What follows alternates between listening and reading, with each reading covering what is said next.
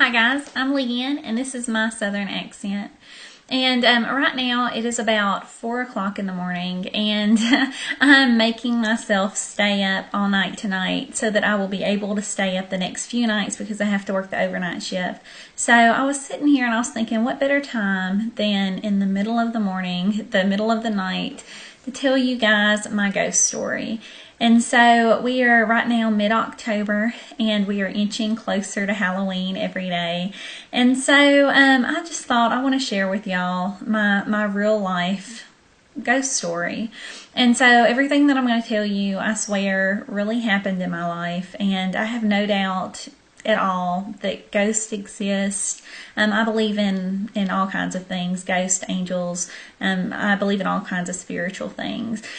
And so I'm going to share with you guys kind of the number one reason I believe in ghosts is some things that I've actually seen or my loved ones have seen. So my ghost story starts when I was a small child, and we lived way out in the country in southern Arkansas, and we lived on some land that has been in my family for a long, long time. And we had a trailer that we lived in, and behind the trailer was a field, and we also had a farm. But right behind the trailer was this big field, just wide open field, and we kept a garden in there a lot of the time. So it got to be about fall, and everything was kind of gone that we were going to grow in the garden that year. And my dad, who is not a very imaginative man. He's not somebody that would like make up stories to tell. He just believes in facts a lot. He said that he was like out towards the field and he looked out and he saw a man standing, and he could kind of see the profile of him. The man wasn't looking at him straight on, and he didn't have his back to him, but he could kind of see the profile of the man. The man was standing out in our field, looking out towards the open field that was there. And my dad was going to approach him and tell him, like, hey, this is our land, you probably want to move on. And he started walking out towards the field, and as he got closer, he realized the man had on, like, a uniform. So it kind of confused my dad, and when he got, within yelling distance of the man, the guy just disappeared. He was just solid as could be 1 minute and gone the next. And so my dad had him in full sight, so it didn't run off or anything. He just disappeared. So that kind of started what we experienced when I was growing up. And I will say that nothing that we experienced ever really truly frightened me. It was not something it was more of a joke than something that we were really, really scared of. So as we got older, we built a house out behind where the trailer was. We built it out in that field where my dad had seen the man to begin with. And so the man probably happened when I was about 5 or 6-ish. So as we were getting older, little things would happen, and we would always joke and say that for some reason we had decided he was a captain. I don't know why, but we would call him the captain. And so, like, if something was moved or was missing, we'd always joke and say, it's the captain. We would kind of have doors that would open and close, and we would say, oh, the captain's active, or the captain's upset, or whatever. And so, but it was more of a joke than anything. So one day, my little brothers, I would always go home and let my brothers in to the house. I had the only key, and I would let my brothers in. Well, one afternoon after school, I had music practice, and so I stayed after school, and I had given the key to one of my younger brothers. And so they are racing in from the bus stop. They run towards the door. And one of my brothers, the one with the key, the older one, busted through the door and turned around to lock the other one out. It was he was racing him in and going to lock him out, and I've locked you out of the house.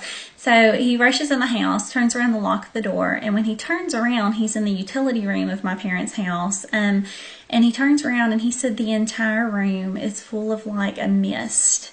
It's full of a fog, and he said that he starts to get kind of freaked out. He turns to let my brother in, and when he turned around, the fog had receded into the form of a man, and that that it was just quick, and my brother had gotten out of the door. And so that kind of made us hesitant. We kind of weren't too fond of that, just because my little brother was there alone and it frightened him. But we were thinking maybe, he was coming in from the bright outside into a dark room. So maybe his eyes were playing tricks on him, and we've had this long-standing joke of the captain.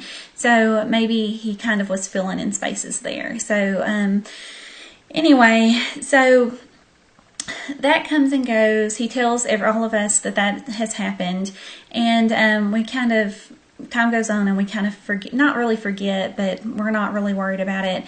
And my mom one day was walking from the other end of the house into the laundry room, the utility room there where Mitch had seen that, and she opened the door and she said the room was full of a mist, like a fog.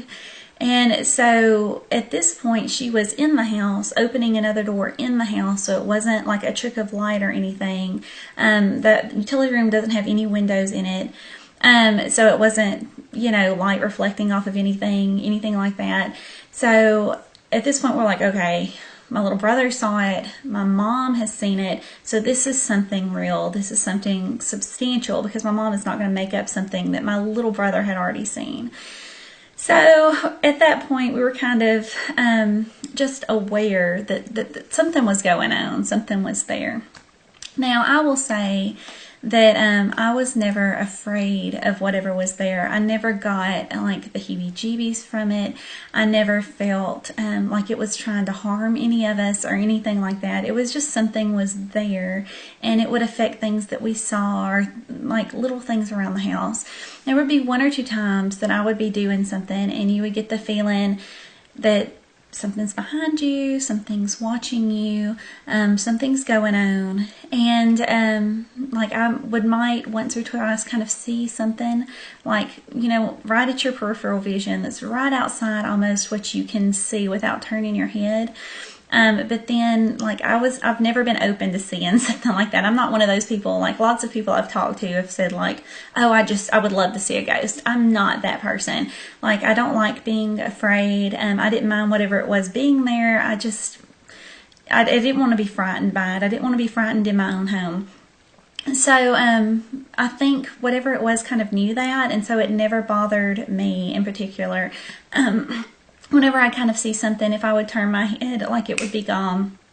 But I still kind of knew it was there before.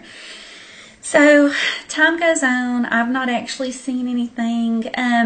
So when I got to be about 15 or 16 years old, I grew up with a house full of brothers. So there was always lots of noise, lots of movement, lots of brothers everywhere.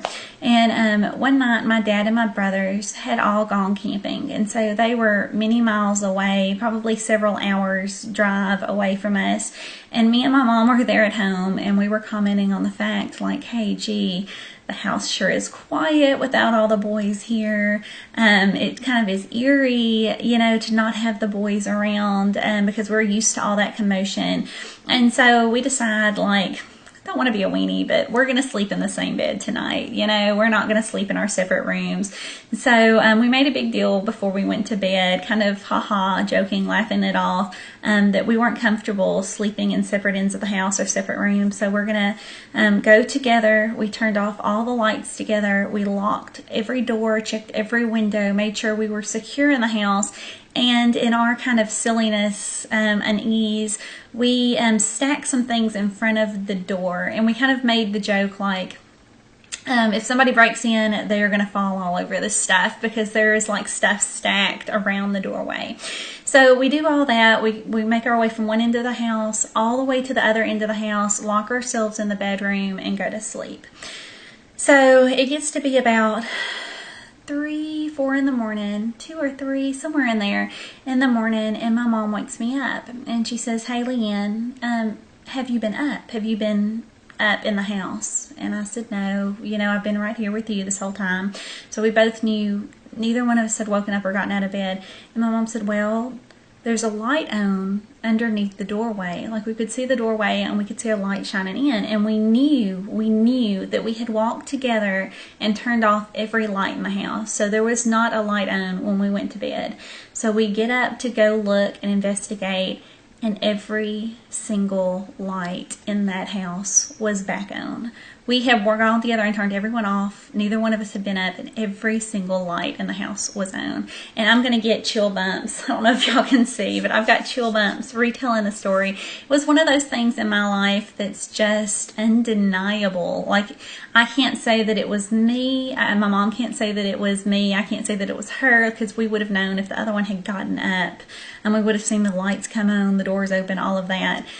So that's my ghost story. That's something that I actually saw and actually witnessed. And what I think it was, I don't think it was something that was trying to scare us. I think actually that it was something that was trying to protect us. I think that there were times, we lived so far out in the country, there were times that random people would like come by our house at night.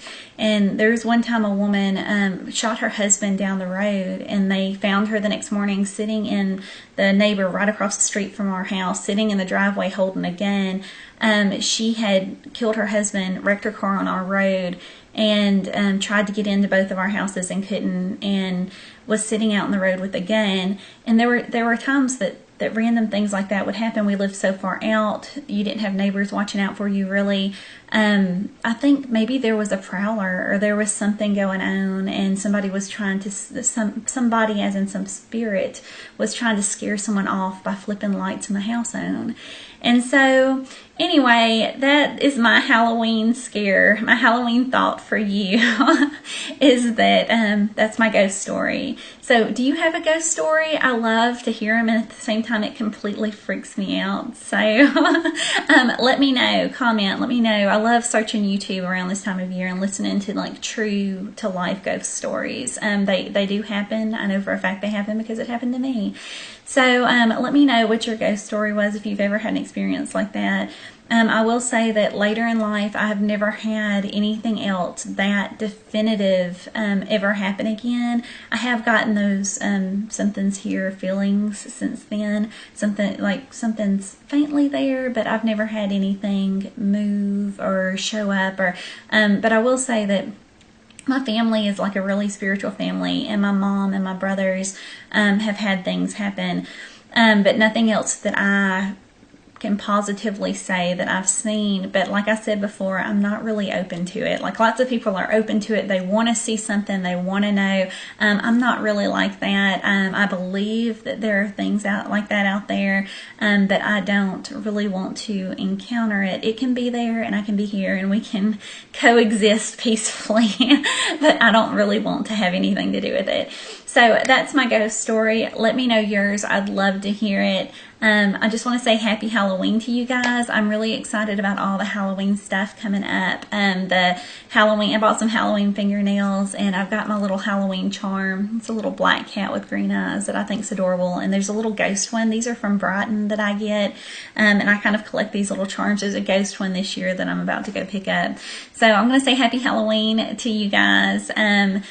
Let me know your Halloween stories, and I'll see you guys in my next video very, very soon. If you're not subscribed, please subscribe, and you can follow me. I just started an Instagram account, so you can go to My Southern Accent on Instagram and follow me there, and I'll be posting a lot of my makeup and Halloween type stuff that I'm doing. So I'll see you guys very soon. Thank you guys for watching. Bye.